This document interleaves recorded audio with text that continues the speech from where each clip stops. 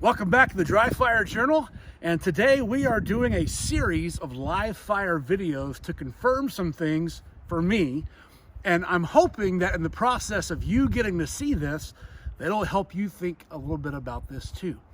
A long time ago, several months ago, probably 100 videos ago, 100 days ago, I made the switch to my P226 XL, trying to detach myself from my emotional attachment to my HK Mark 23. And today I'm thinking through the guns that I have carried and taught with over the years. And what we're going to do is a series of videos where I'm going to run through Gabe White's pistol shooting solution standards, 100% cold, and actually physically cold today out here in the snow, trying to figure out where I'm at with each gun so that I have an objective measurement void of any emotional attachment or longevity attachment to the gun, and just see what my skills are with each one. So I'm going to start at the 7-yard line on these targets that are a little bit reduced size compared to what Gabe White uses, but the wind is blowing our paper targets all over the place. So we're using steel. I'm at the 7-yard line, and here comes a cold bill drill.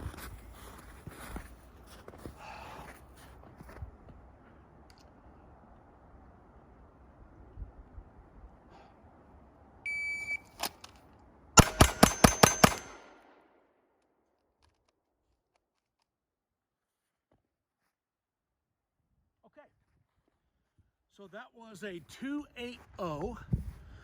My draw to first shot was a 175, and let's look at the target real quick.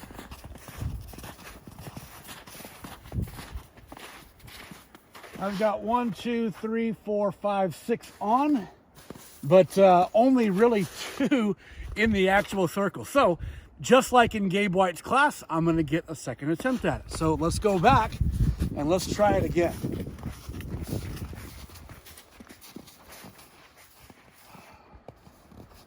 Okay.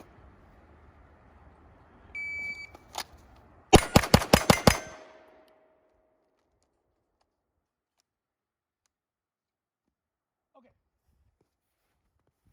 That was a 254. My draw to first shot was a 162. And I'm surprised at how different this gun feels coming out of the holster, having been accustomed to a different gun for quite a while. Let's look at the target.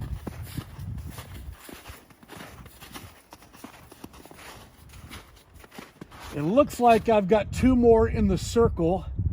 We really should have painted these first. I think I maybe have 1 up here. I am not sure. I know I got 6 hits on steel. I'm just not sure where they are. I think you got 2 at the neck, maybe. I don't know. Maybe right here? Yeah. Okay. So for the next series of tests, I'm going to paint this thing, and we're going to try it again. All right, so we've painted the targets, and now we're going to do immediate incapacitation, which is on the beep, draw from concealment, and put 2 shots into the face circle. Haven't warmed up on this. Let's see where we're at.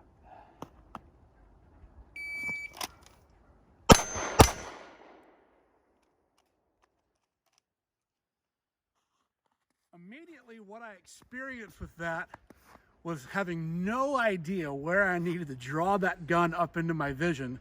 And so I drew and then adjusted and wasn't quite sure what was going on. My draw to first shot was a 177, and that was a 2.26 total time. Let's look at the target. And I've got 1 below the line and 1 that would not have been a line break, so that would have been a horrible score had I been in his class. So let's do the second attempt and see what happens.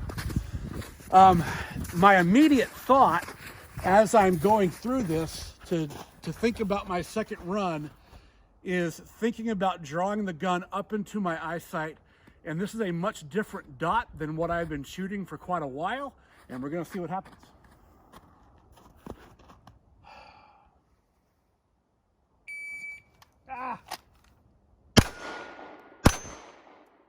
So I over-confirmed every possible thing about that after flubbing the draw. I'm going to give it 1 more crack.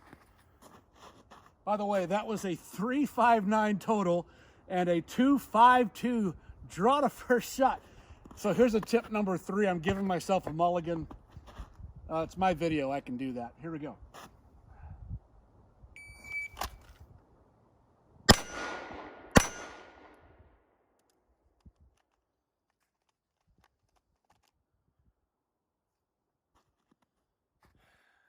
That was disappointing.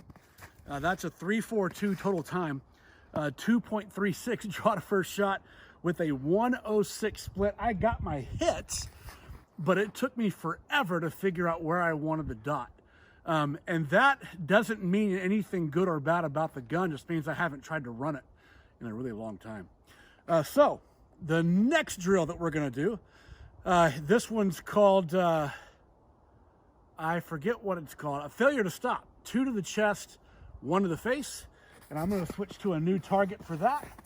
And because this has a decocker, I'm gonna double check if that is the way I want it, because I haven't run this gun in a while.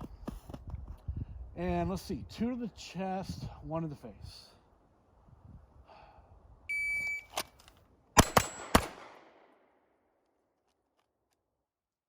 Had an absolute miss on the face shot. I went wide to my right. My draw to first shot was a 152, total time was 208, and I would have had 1 alpha hit, 1 out, and 1 completely off target. So here is the second run.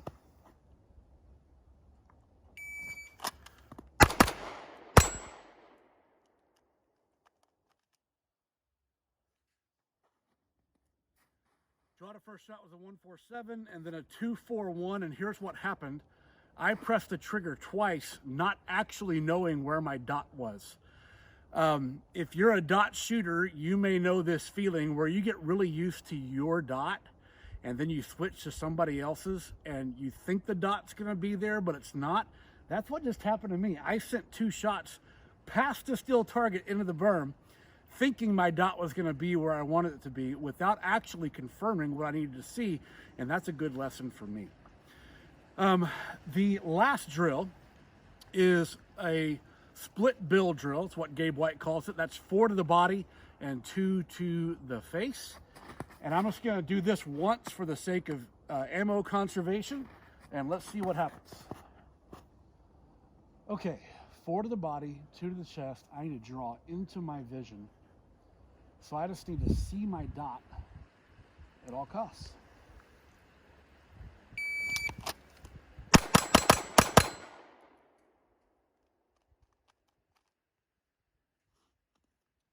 Total time was a 261. Draw to first shot was a 159. And I put everything in a window about right here on the chest shots. And then 2 got to the face. I'm actually pretty happy with that. That felt really good. Once I told myself to draw this gun where it needs to go for my vision. So with the Sig Sauer P226, with the Gray Guns SRT flat trigger, I'm not mad about this gun at all, and now it's making me think a little bit about how I perform with this and how I might want to train with it.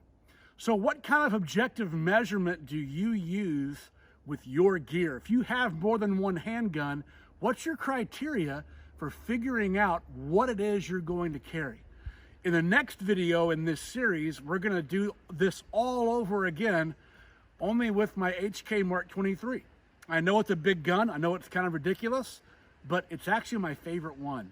And I need to see if my emotional attachment is stronger than my objective reality. So come back next time and we'll check it out.